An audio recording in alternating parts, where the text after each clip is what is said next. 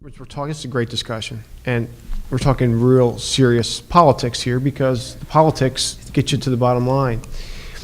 It's up to people like maybe John and Amy and myself to, because we tend to focus on urban environments, we're talking about the importance of getting Democrats to step up. Well, and I feel as though I've done this, but maybe not enough, and hopefully in the future, but it's also incumbent upon conservatives or Republicans when you're talking to your suburban white audience, and this is not a terribly germane subject, to talk about this a lot and make it emotional so that people get it.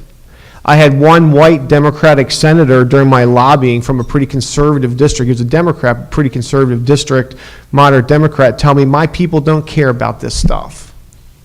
I took that as much of a class comment as a race comment, by the way.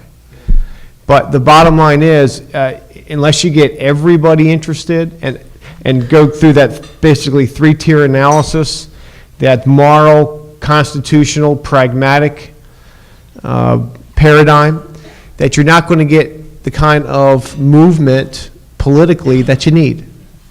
So it has to be all audiences all the time, full court press. It's hard enough to get a bill passed. I'm not going to play my cards out front, but I'm going to ultimately take what I can get because we're one of the 11 remaining states without a charter school enabling piece of legislation. But I will try to make I'd throw the kitchen sink into the bill and negotiate down. I mean, I'm going to go out there, and what I'm going to do is, as I said earlier, as we all said earlier, you're going to conduct a public relations campaign. You're going to educate the public. I'm going to go to every county in the state. I'm going to invite school board members. I'm going to approach members of the Black Caucus who were former colleagues of mine in the General Assembly. I'm going to do everything I can to generate public opinion my way. This is a democratic state, and I actually think that the real people in the state of Maryland understand the need to provide resources for those schools that are currently in existence. We don't need to waste our children's future on the experimental. I can't let that one go by.